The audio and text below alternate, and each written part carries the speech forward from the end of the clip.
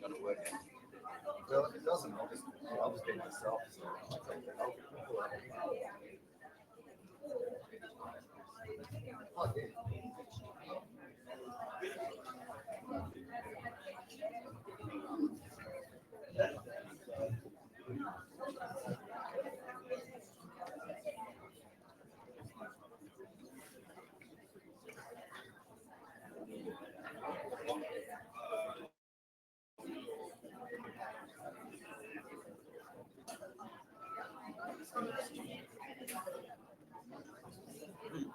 So, as I was saying, contractors.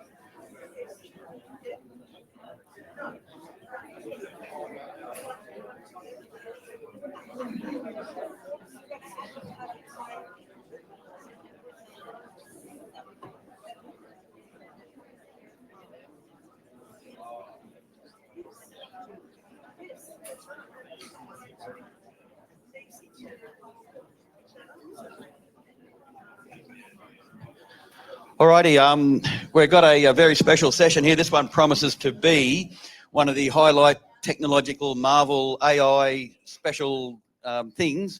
The whole room's going to join a live stream webinar. If all the technology works, I have absolute faith in these guys. So we've got Joe here from Pinch, and I'm going to hand over to you, big fella.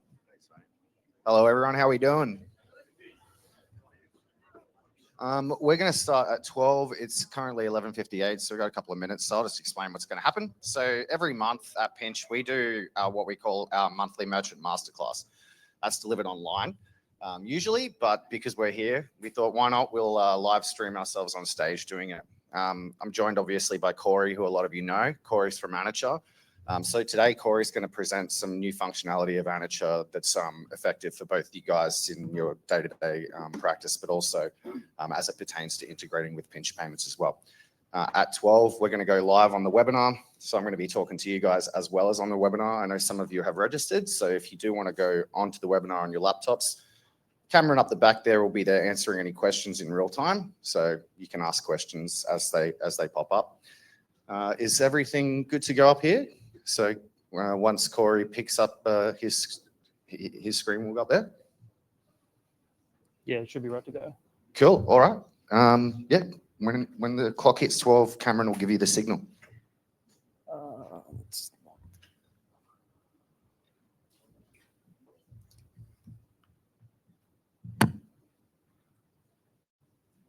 That's not the best. Yeah, that's not the best.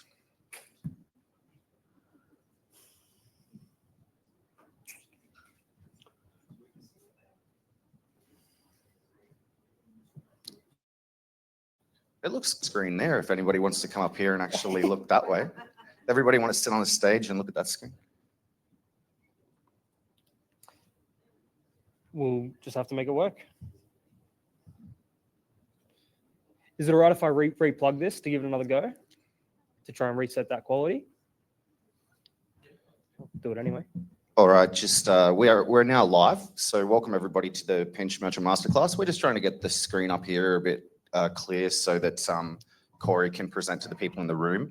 I do believe it looks awesome on the screen online as well. So if anybody wants to actually log in through the Contrast platform, it'll look perfect. But in the meantime, Corey, do you want to just introduce yourself? And yeah, over to you. Yeah, thanks, mate. So my name is Corey Cacic. I'm the CEO at Annature. I work with First Class quite closely. I build your BMS system. I've been to many of the conferences over the last 4 years. Yeah, that's about as good as we're going to get, unfortunately. So the first part of this session, I just want to run through Annature, a quick demo on sending and signing documents. There are still a handful of you not using Annature yet, and we'd love to get you on board.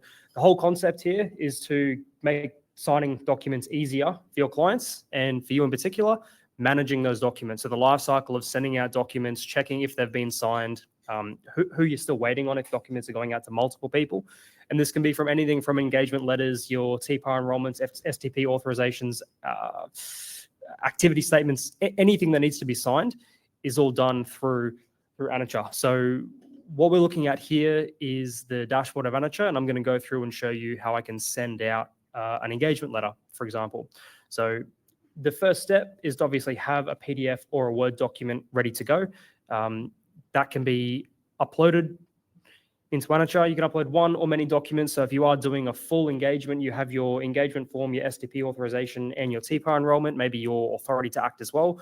All of those documents can be bundled into what is called an envelope. So we use terminology very similar to how you would send it out in the post many years ago, hopefully. So an envelope can contain many documents. The second step, which you're now seeing, is recipients. So recipients are who is signing the document. We require a name and an email address, but you can also add in a mobile number. And this is a really unique feature to Annature that not a lot of other e-signing or document signing platforms do. When we send an envelope to someone to sign, traditionally they will just get an email notification, which is what I'll be able to show you. But with a mobile number here as well, we can also send a text message. And that text message will come from First Class, and you can customize what that message is. So your client's getting a text message will know, okay, this is my engagement documents. This is my TPAR enrollment that I need to sign.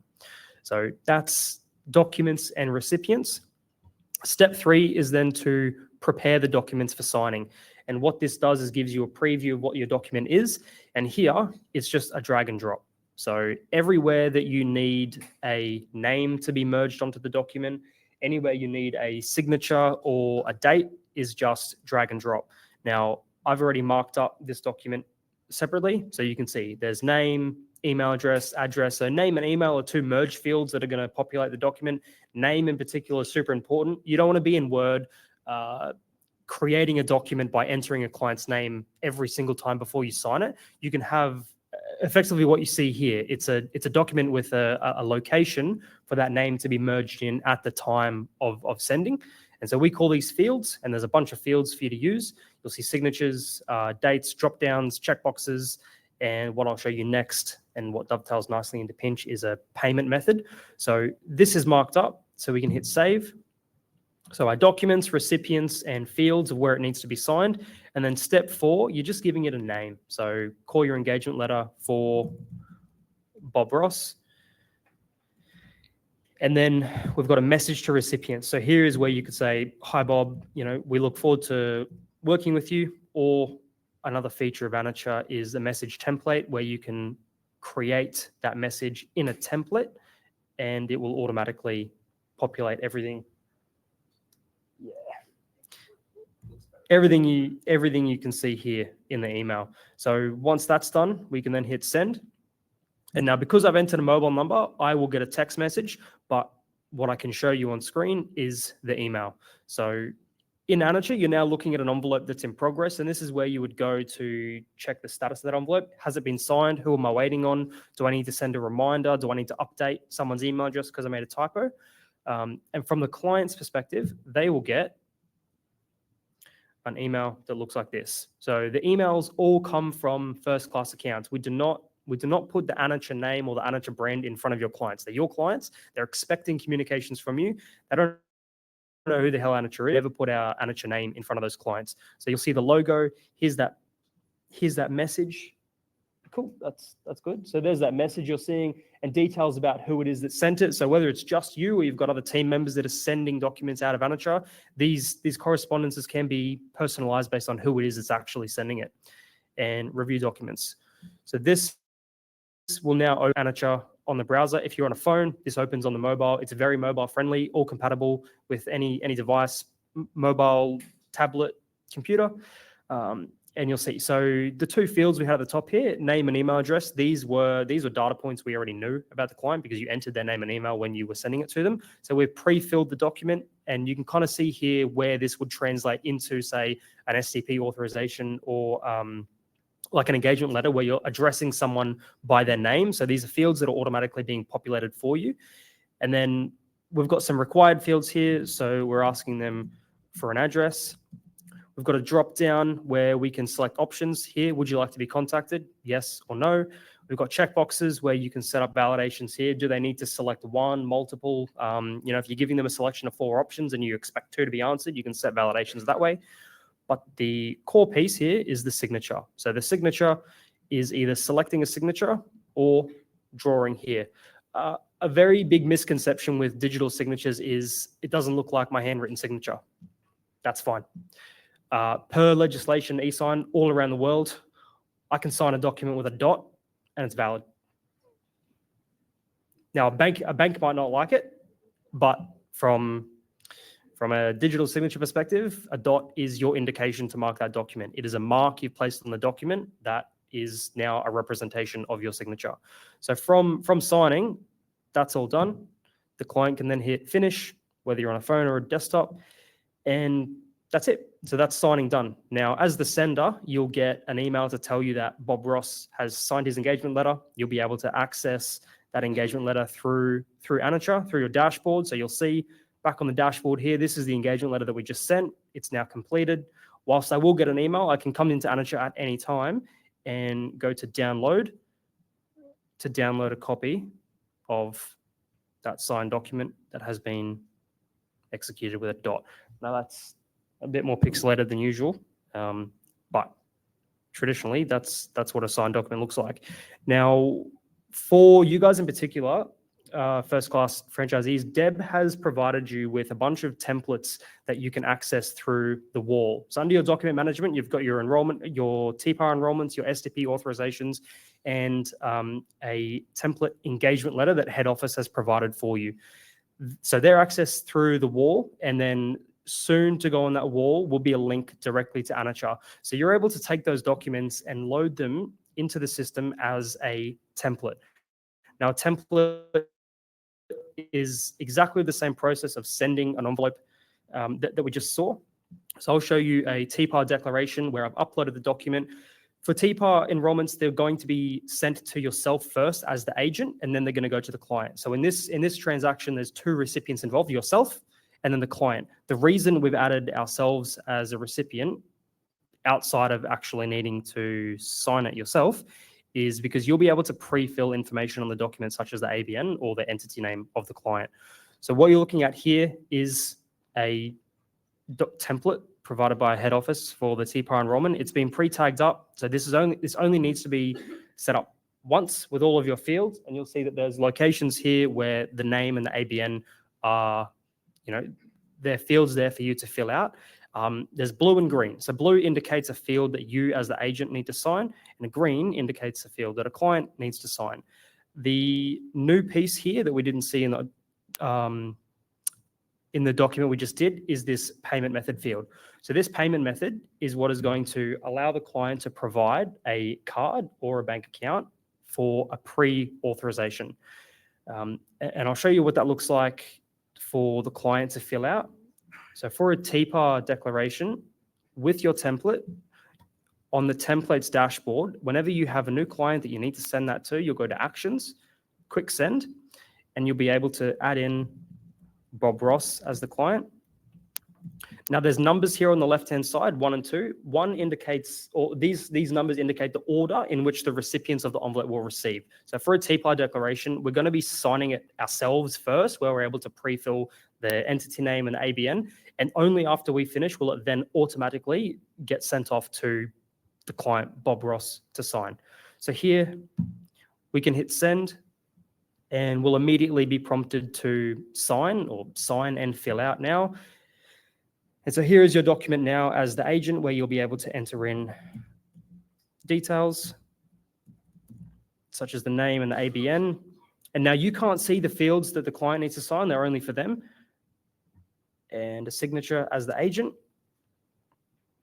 And what will happen is when we hit finish here, this information will actually get stamped on the document so that the client will be able to see it as executed.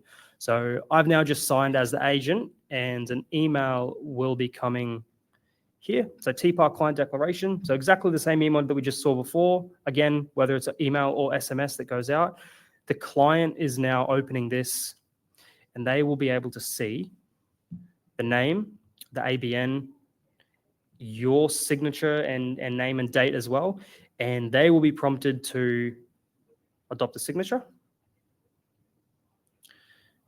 And on the payment pre-authorization, they'll be now prompted to either enter a card detail or their details. And so this here from the pre-authorization, this isn't the client making a payment. This is them authorizing you to charge that payment instrument whenever you have an invoice to charge them for your services. So here, I will just enter. This is hooked up to a demo account.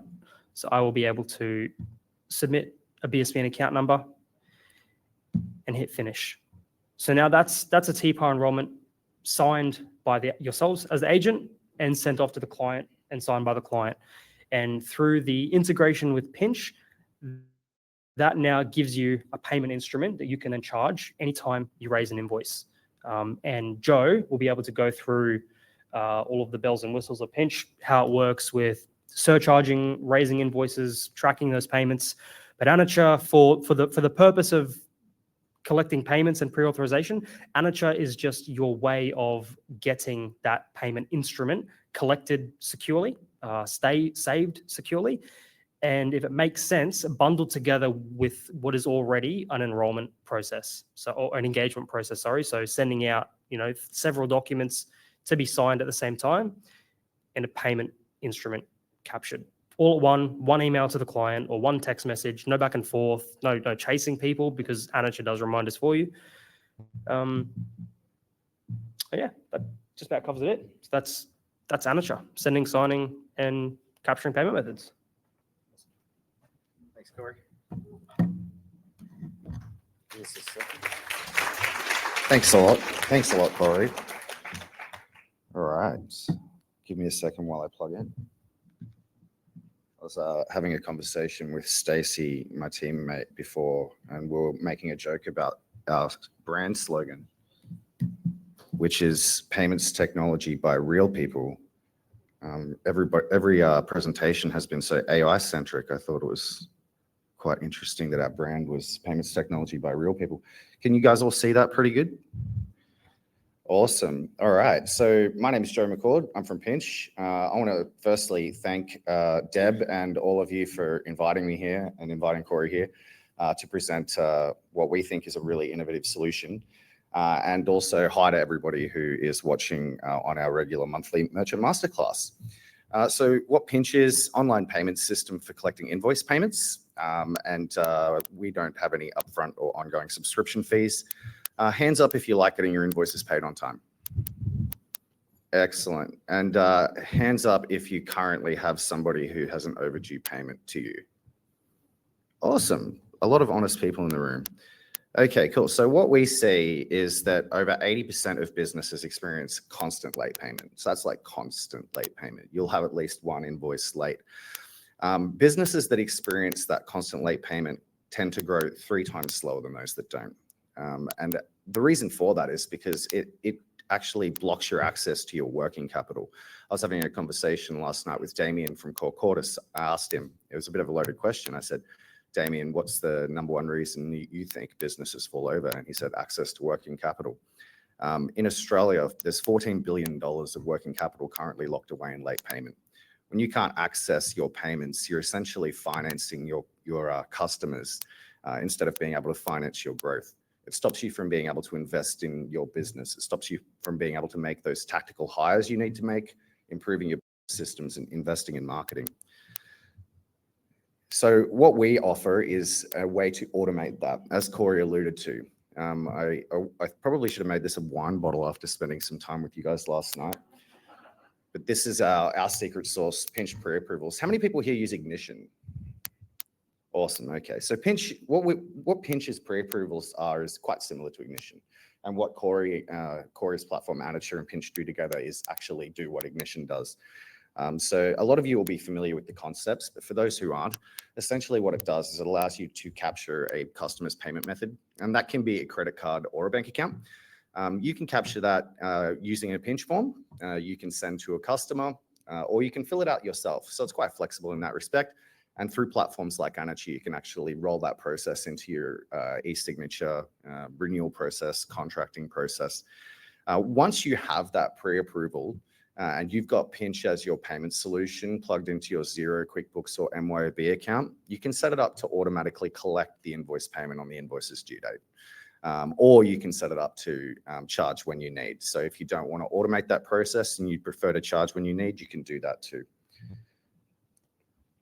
So this is a simple workflow when it's plugged into Annature. Use Annature to do your contract upfront or your engagement letter or your renewal, collect that payment method and that signature at the same time, raise your invoice like you always do out of MYOB, Xero, or QuickBooks, or any platform that integrates with those systems. So I know a lot of people use XPM for their invoicing and then push those invoices through to normal Xero. That works fine. As long as the invoice appears in the connected accounting system, it will automatically flow through to Pinch and Pinch will detect that invoice. You can then set that to automatically collect on the invoice's due date, which is the default way that it works. And all of the payments automatically reconcile. So if you use Pinch as your payment solution, essentially your whole accounts receivable process is just going into your accounting platform and just doing the simple OK button. Now, it's one thing to say, just use Pinch. And, we understand that for businesses that have been around for a while, you've got clients that you've got relationships with and, there's certain things you have to think about. So we developed a bit of a quite a simple playbook after many years working with service-based businesses to actually solve this problem. The number one thing to do is to solve it through onboarding. So by implementing a new onboarding process whereby you capture that customer's payment method at the point of onboarding, it's so much easier because you're never setting the expectation with the client that that's how you don't operate. When you get customers into a rhythm of being able to pay you at their discretion, it's very hard to unwind that. So making sure that you don't continue to scale that issue by changing the way that you onboard your clients is critical.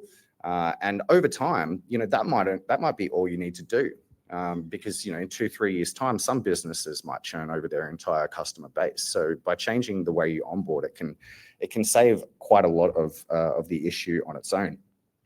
But Pinch does offer other ways to create that efficiency as well. So, the second thing that we tell you to do is tackle those overdue payers.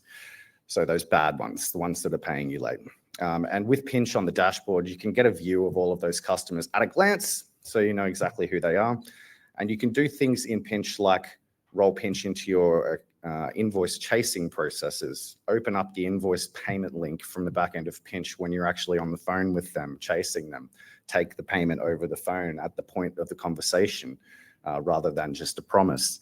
And when you take that payment over the phone, at the simple click of a checkbox, enrolling them into that pre-approval. You can also do things like offer them payment plans to get their age debt under control.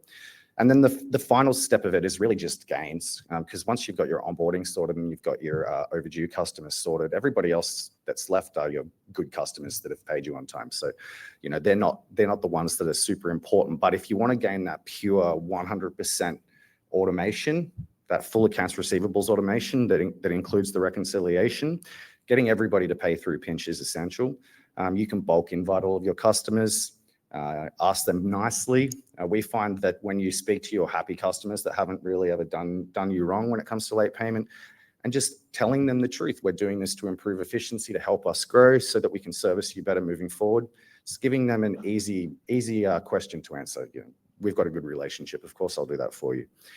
What we find is that in most cases, the reasons for late payment are generally not as nefarious as people might think.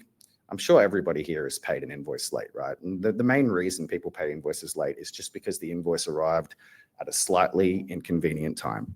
I was sitting on my couch watching TV and I got a text message from my pool shop. I'm not going to click that link right now.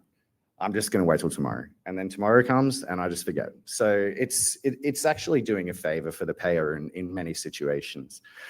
Pinch can also just be used as a regular payment link as well. So if you're sending invoices to collect regular payments, it's a checkbox right there as they pay the invoice to opt into auto payments. And you can configure the messaging there to ask them at that point as well.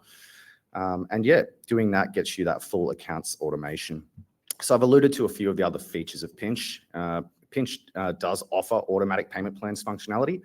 So rather than, just letting a customer who's got an overdue payment pay you manually over 4 weeks, you can set up a 4-weekly payment plan for them, take the payment method and automate the process. I've probably personally requested payment plans from service providers maybe 4 or 5 times over the last 12 months, and not once has it been an automated process. Every single time they just go, yeah, that's fine, just transfer me the funds when, on the schedule agreed upon. You're basically asking me to remember to pay you 5 times. We already just went over how hard it is to get somebody to pay you once if it's inconvenient. So that automatic payment plan functionality is actually really powerful for many types of businesses.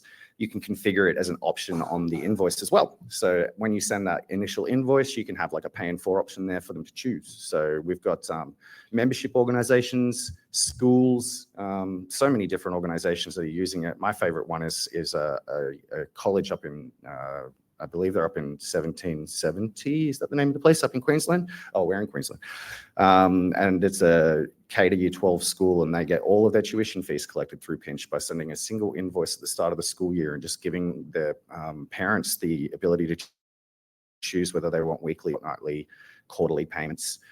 They get everybody to opt into a payment plan at the start of the school year. And schools generally have an absolute terrible time collecting payments. We have a customer portal functionality that allows your customers to log in and manage things themselves, update the payment details, see old invoices, pay multiple invoices at the same time. As I mentioned, you can use Pinch as your default invoice payment method, where they can do things like batch payments, opt into those payment plans, and automate the pre-approval, as well as just pay you if you want to just use Pinch as a simple solution. But something that we're really proud of that we've released recently is Pinch Plus. So Pinch Plus is a Google Chrome extension. How many people here use Google Chrome extensions? Anyone got any? Great, cool. So what it allows you to do is use Pinch from inside of the accounting system. So you can actually have a Pinch terminal open in a sidebar window that looks like this from inside of QuickBooks, MYOB, and Xero. Actually, I don't think it works with MYOB, does it? QuickBooks and Xero. And also some other connected systems too. So some of our job management partners, wholesale food ordering systems have Pinch Plus configured in them.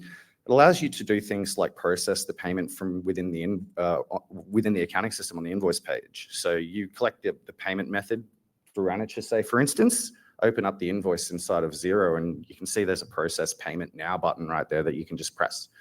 You can also launch the payment page from here as well. So I mentioned before about that account chasing process. You can just do that from inside of Xero instead of having to log into Pinch.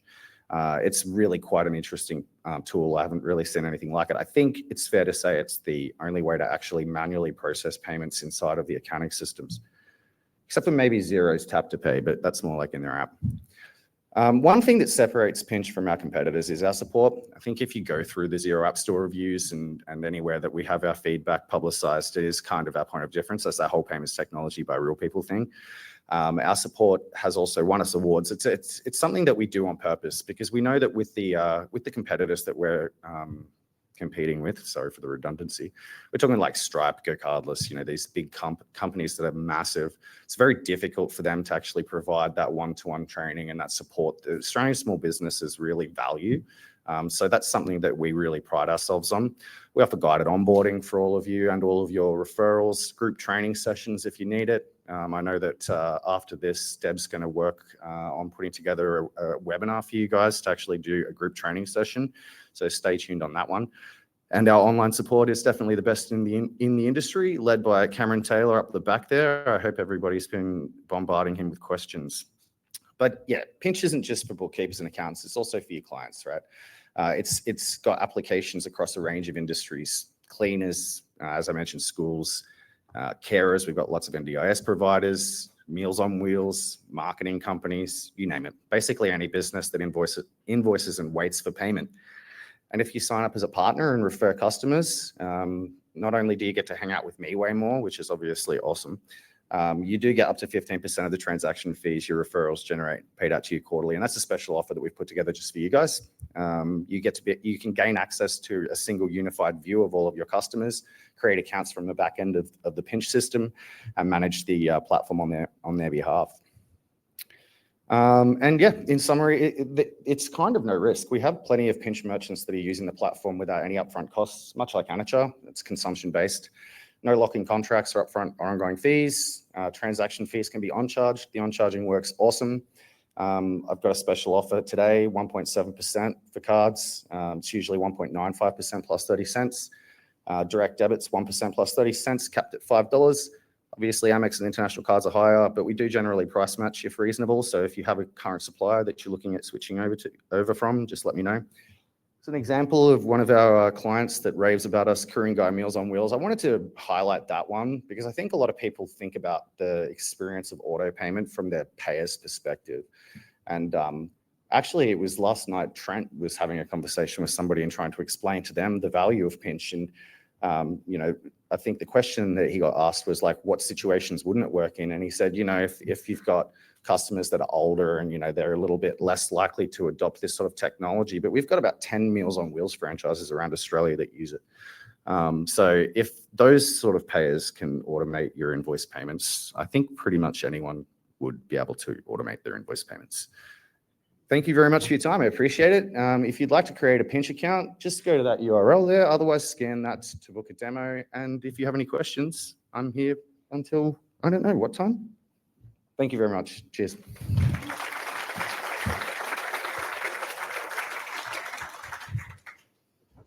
Any questions for either Corey or I? Don't know. Where's Peter? Hello. Corey, do you want to just pass the mic to him? Oh, thank you, Peter. Come join me up here, Corey, in case I got questions for you. I don't think that one's working. Hello? Is that There you better? go. Yep, gotcha. MC on training wheels. Turn the sound on and it all works. Questions?